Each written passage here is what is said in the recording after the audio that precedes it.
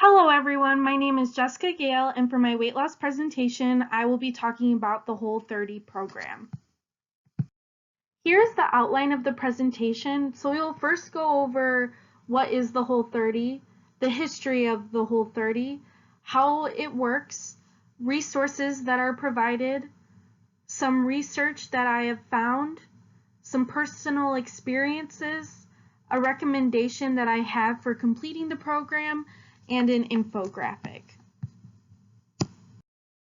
Here's an overview of the Whole30 diet. So it was designed as a reset elimination diet. You eat clean for 30 days, so that just means, as the title says, whole, so whole foods, and then the 30 stands for the 30 days. And you do not count calories, you do not restrict your calories, and you do not weigh or measure your food. Now moving on to the history of the Whole30. Melissa Hartwig and her husband designed the program in 2009. Melissa, on top of her regular job, was doing nutrition consulting and being a personal trainer and wanted to design a diet where you reset what you had been eating. The idea came to Melissa when she was eating a sleeve of Thin Mints and thought that eating squeaky clean for 30 days would help reset and create a better diet for herself.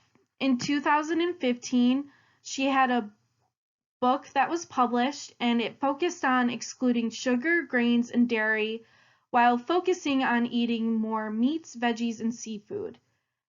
Now the book has sold over 1 million copies.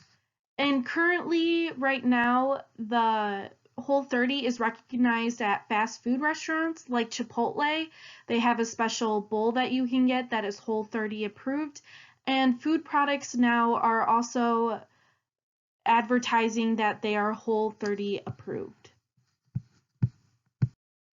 Here's a quote from Melissa Hartwig, the co-founder and CEO of the Whole30. It says 30 days of self-care, 30 days of new healthy habit, 30 days of community. The Whole30 has the power to change your life, and you are worthy of it. Here's a more in-depth look of how the Whole30 works. So because it's a reset diet, it does not focus on weight loss, but your overall health. It also works off of that if you do something for 21 to 30 days, it will become a habit. So by doing this diet for 30 days, you should be more apt to choose those foods after the 30 days are done. And the foods that you should be consuming on the Whole30 are meat, seafood, and eggs as your protein sources, and then vegetables and fruits, natural fats, and if you consume any foods that are processed, they should have a simple list of ingredients. So the main foods to stay away from are added sugars, alcohol, grains, legumes, dairy, carrageenan, MSG, sulfites, baked goods, and junk foods / treats. The resources for this program are included on the website, but I just wanted to highlight some of the main ones. This program really comes with a lot of helpful hints to be successful for 30 days. So there are recipes and meal planning. Some of the recipes are easy, like 3 or 5 ingredient recipes that are simple for people, and there's also meal planning handouts to help people actually write out what they'll eat for the week. There's also the books that can really help to give you more of the background of the Whole30 and why you should be doing it. There are many handouts that I think are very helpful, and that there's grocery store stuff, how to navigate a grocery store, how to kind of plan by aisle so you're not tempted to get those unhealthier foods. There's also a coach's link, so you can get your own personal coach to help you power through the Whole30 and be consistent for 30 days. there are podcasts, and also they have an Instagram, a Facebook page for you to get inspiration to help you through the program, or also just to hear what other people have been creating that sticks to the Whole30 guidelines. Moving on to the research portion of my presentation. So to first start off with, there is no scientific claims and there's no research on the Whole30 independently. So I found a couple of interviews that registered dietitians have done reviewing the Whole30 diet, and I found one article that kind of goes over dieting, but I think it relates to the Whole30 program well. So to first start off with the registered dietitian interview, this was done by Samantha Cassidy, and she was interviewed by the Today Show to review the Whole30 program.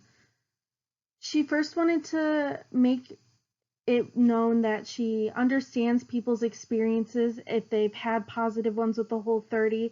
She just wants to let people know the science behind it. So it was not designed by a credentialed expert, and she wanted people to know that. There's little independent research done that evaluates the Whole30 diet. So that means that the health claims that the Whole30 program may say that it does, they might not be true, or they could be biased. And then also coming off of the Whole30, because the Whole30 is only done for 30 days, there's no program really that the Whole30 promotes to do after it. So just making sure that if you do complete the Whole30, that you have something in mind to do at the end, because weight loss can turn into weight gain very fast. And then she was very worried about the elimination of foods, because vitamins and minerals are very important in dairy, and grains and legumes have fiber. So just making sure that people know that there are some vitamins and minerals or nutrients that may be missed because you're not consuming those in the diet. This is the study I found on dieting controls. So this study compared rigid control to flexible control and how it affected women's BMI. So this study was done in Germany, and it looked at women's weights and calculated BMIs and a questionnaire about what type of diet they have. So the study talked about what is rigid control and flexible control. So rigid control is typically what you think of restricted eating. So cutting out food groups or being very strict on a specific diet pattern.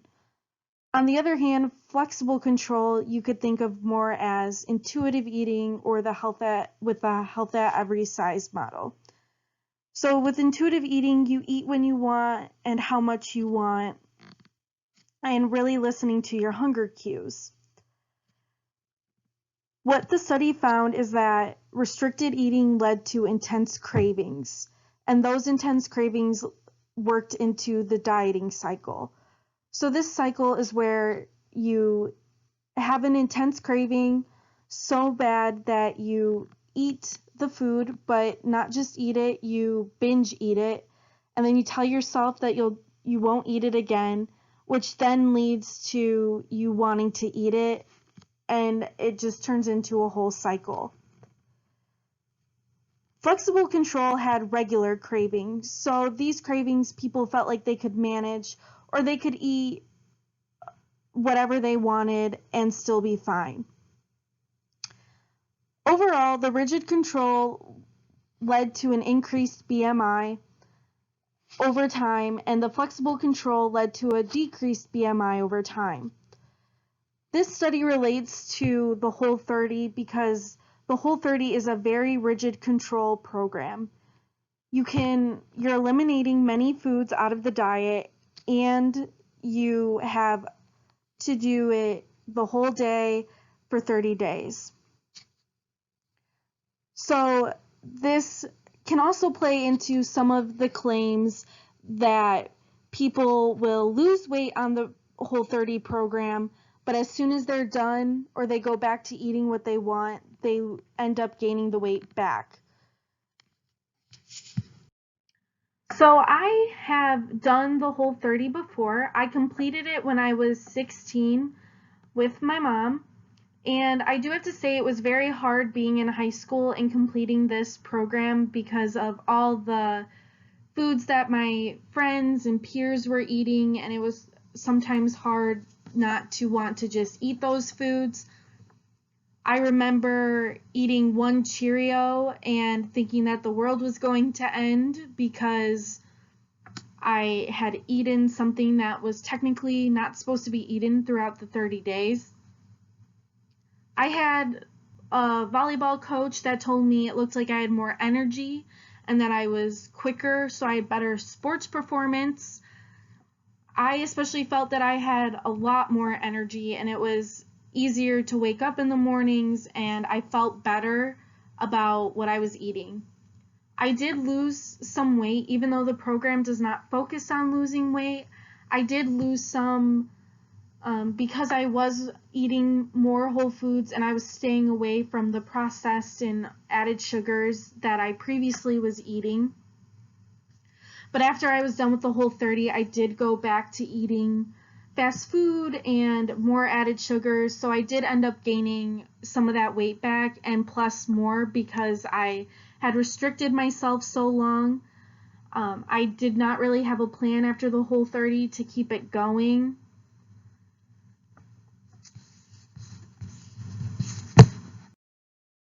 Here is my pros and cons list of the Whole 30 diet. So some of the pros are that you're creating a habit of eating healthier food.